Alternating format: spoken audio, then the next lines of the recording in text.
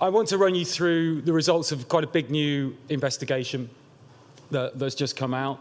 And there's my clicker, here we go. I'll tell you a little bit about what we've done and who DeltaThink are, and then we can get into some results.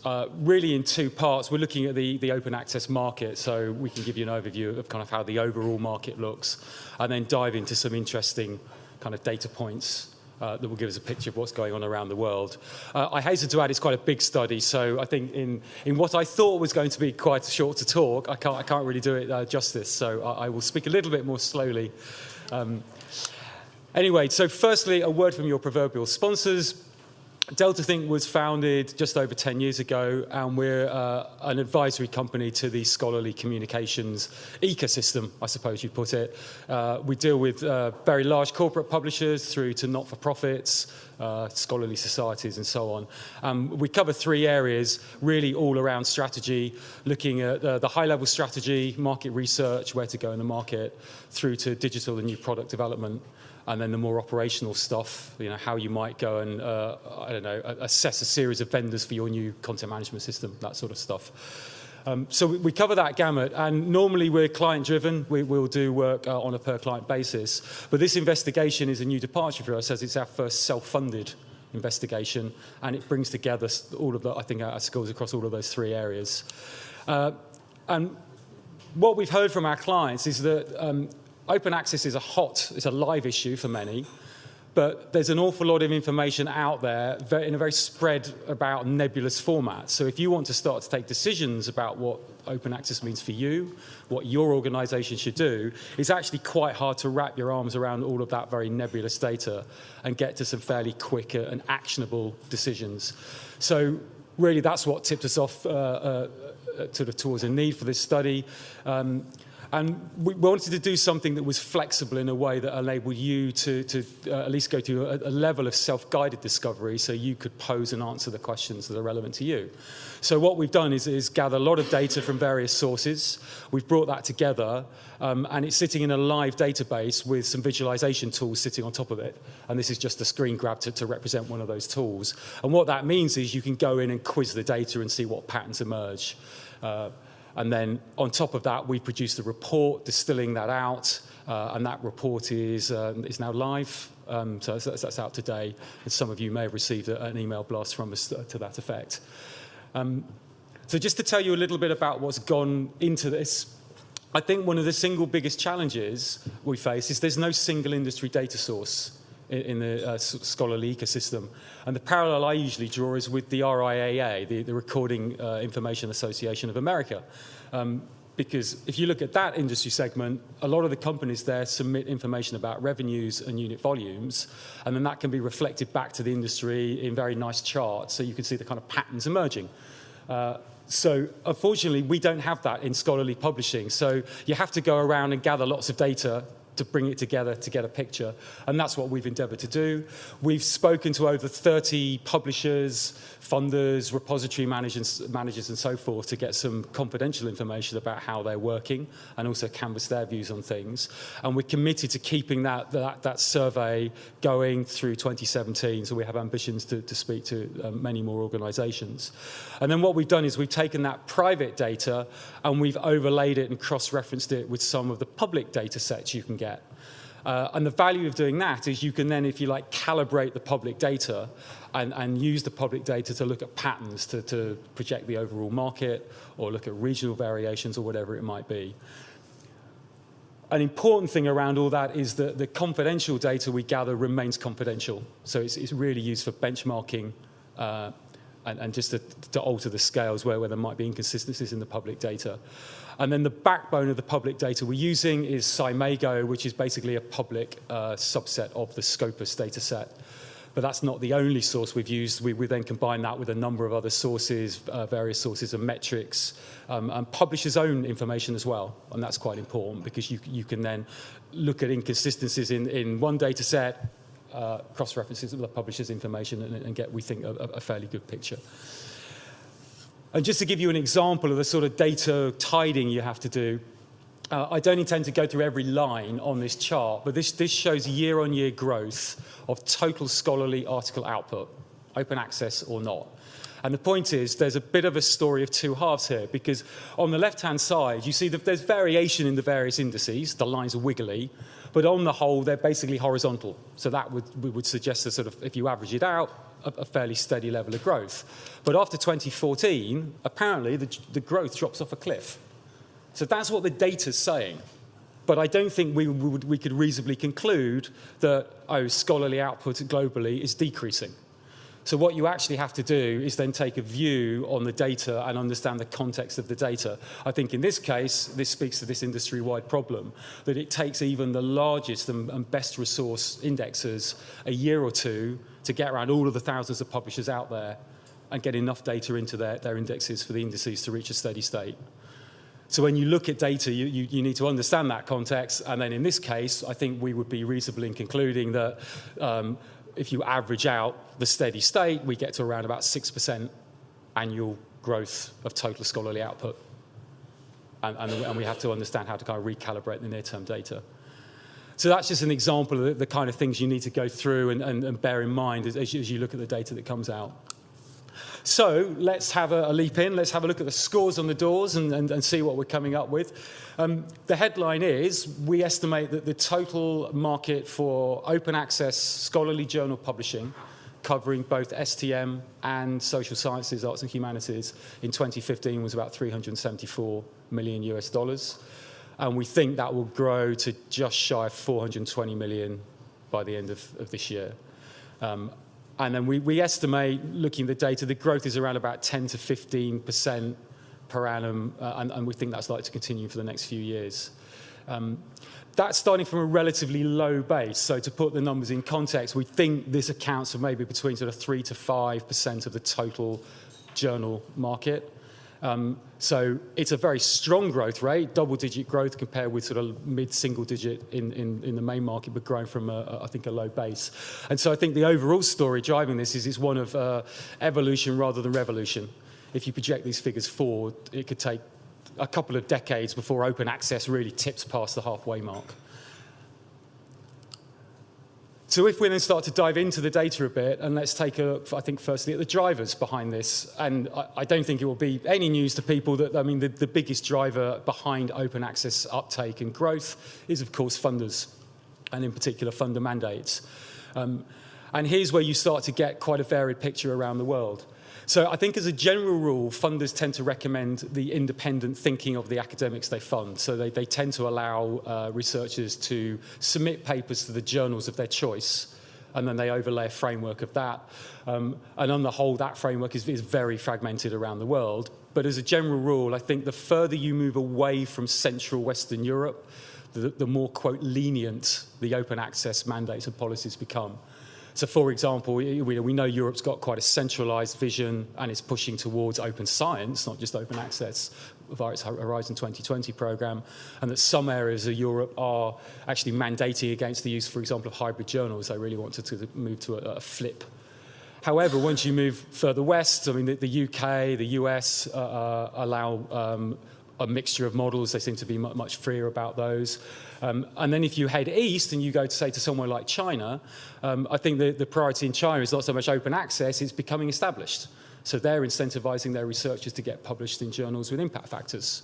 And if you get published in a journal with an impact factor above 5, I think there's a $10,000 bonus. So there's quite an incentive there. So on the whole, we think fragmented picture with funders driving dissemination of research rather than trying to sort of flip the entire ecosystem across to open access. And then, of course, that framework poses a challenge for the scholarly ecosystem, because if you are a publisher or a society or whatever, how do you then respond to that? And really, the interviews we've got back is, this is a quote from one of them, from a mid-sized publisher. I think it says it, people are experimenting, they're finding how best to find their feet in this new world, be it with completely new business models, new companies, or the transition of existing portfolios across to meet the funders' challenges.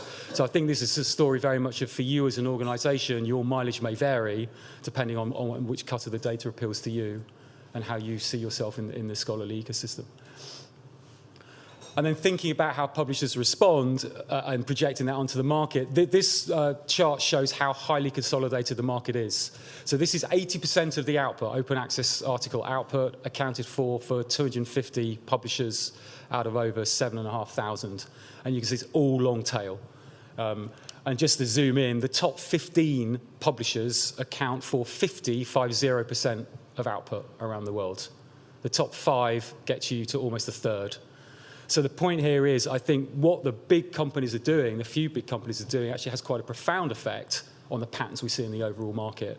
And by examining, if you like, not the long tail, the sort of, I don't know, the fat, sandy uppy bit. I don't know if is there a jargon for the opposite to the long tail? The body of the dog, you can get quite a good picture on what's going on. I hope somebody's not tweeting that. I'm going to sound awful. So if we then dive into what some of the publishers are doing and thinking about the market, a key driver of value, of course, is going to be pricing. And when we get into open access, that means article processing, article publication charges, because they're by far the most common way, I think, you extract value from this market. And so this chart really represents just a spread of a few selected publishers. This is covering list prices of open access articles, non-membership, and those are articles that would be published under a CC BY license. So we wanted to try and compare like-for-like data. And you'll see that there's quite a spread of pricing. Different publishers charge different ranges.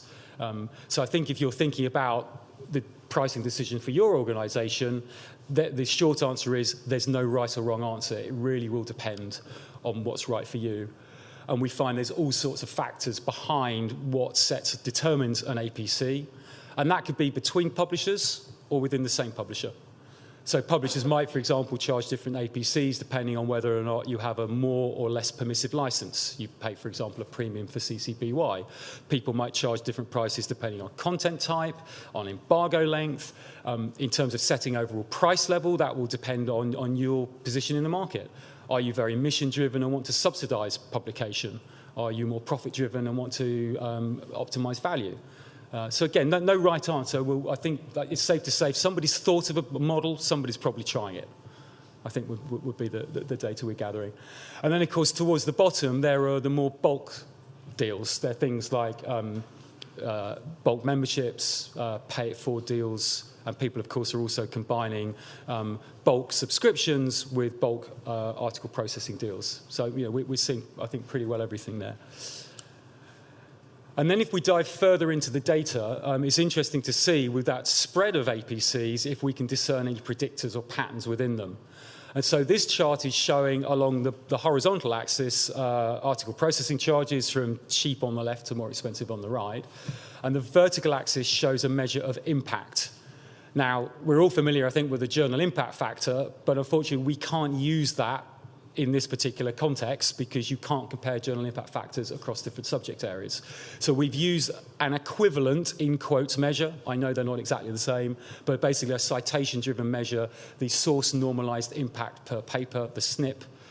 And that's, I think, a reasonable proxy for the journal impact factor. The SNP's derived from Scopus data produced by the University of Leiden out of the Netherlands.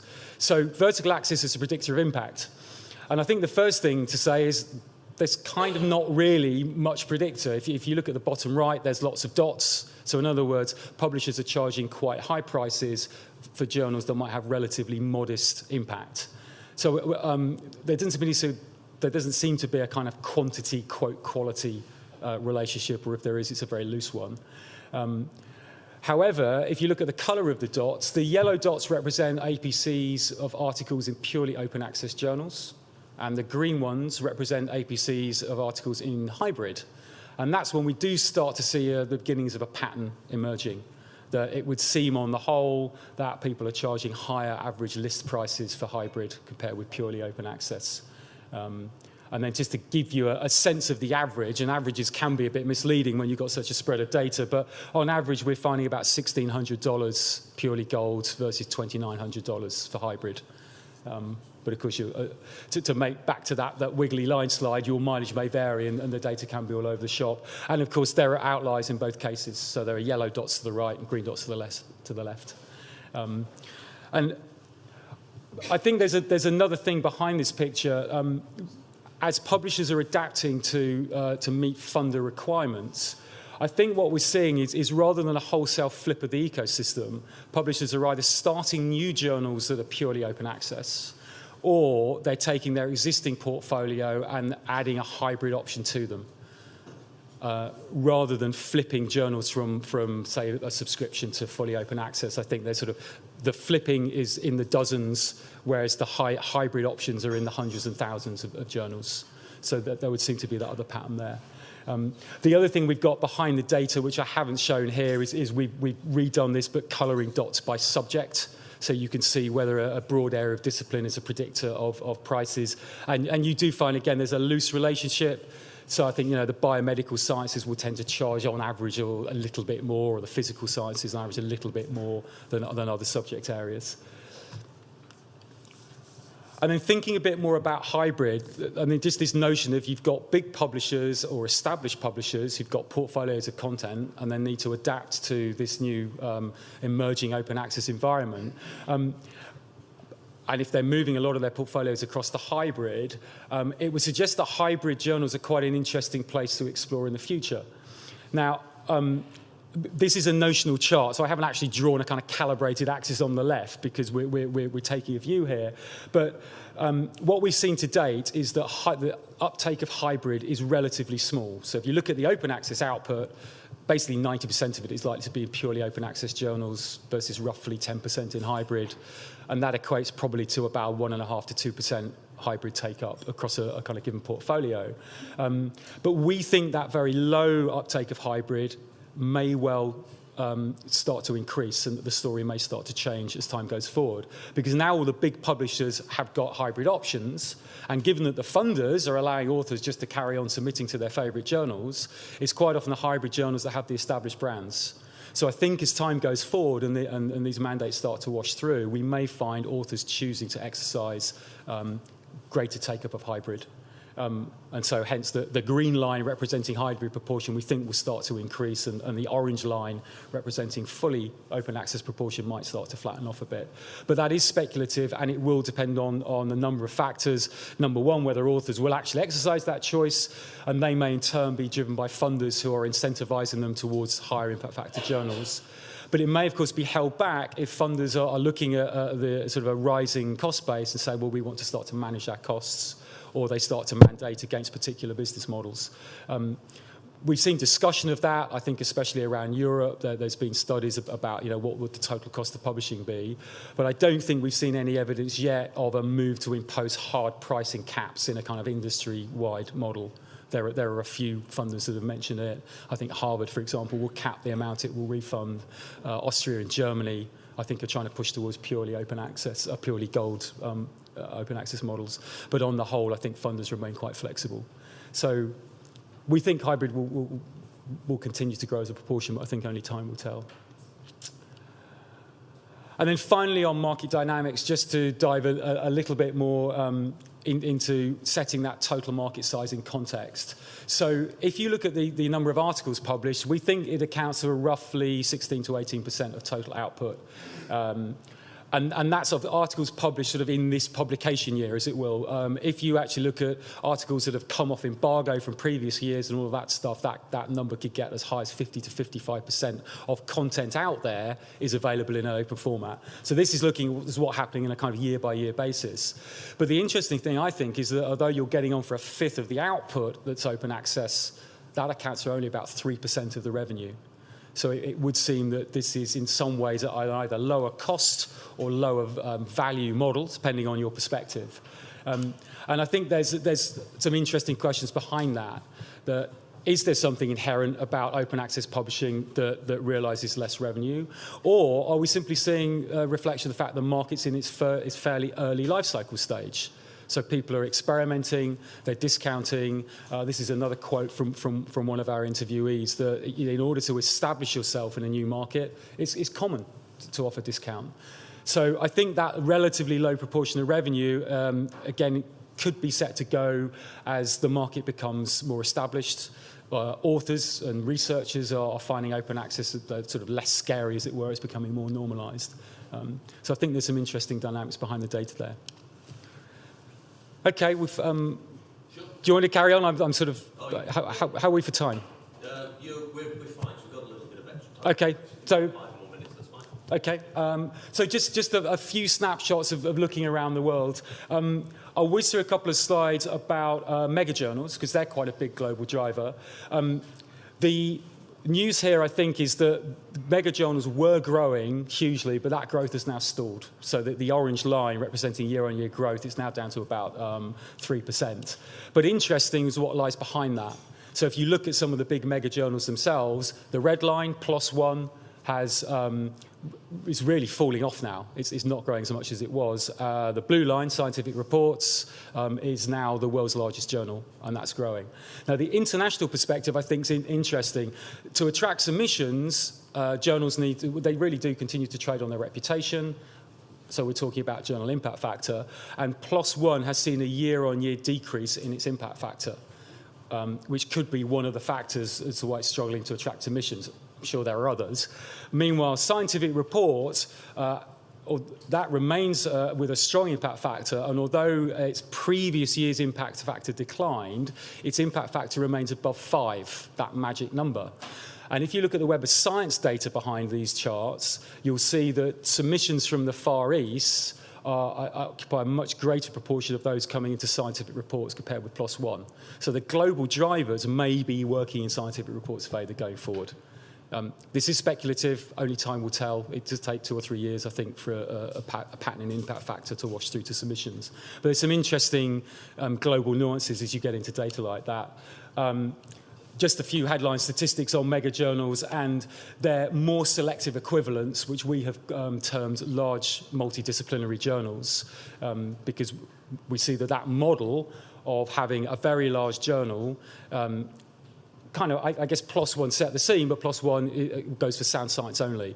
But you are seeing other journals such as eLife or Scientific Reports from Nature Publishing Group where they have that big notion but with a more selective criteria. But mega journals about 15% of the total OA market, about 3% we think of all article output. So they have actually a significant effect, we think, on the market. But that slowing of growth, that in turn poses questions that we'd like to investigate further. Because the question is, have we sort of sated the need, and is there just, we've hit that need for sound science only? Or could it be that other publishers' journal series that follow similar criteria are actually meeting that need? And we want to dig into our data a bit more to find out how the submissions are tracking across a sort of broader subset. And then a couple of other global perspectives. I've just cherry-picked a few territories from our data set here because you can't fit all of the countries on a slide. But this chart shows number of articles per journal. The green bars for non-open access journals, the yellow bars for open access journals. And on the whole, basically, open access journals seem to publish more stuff per journal.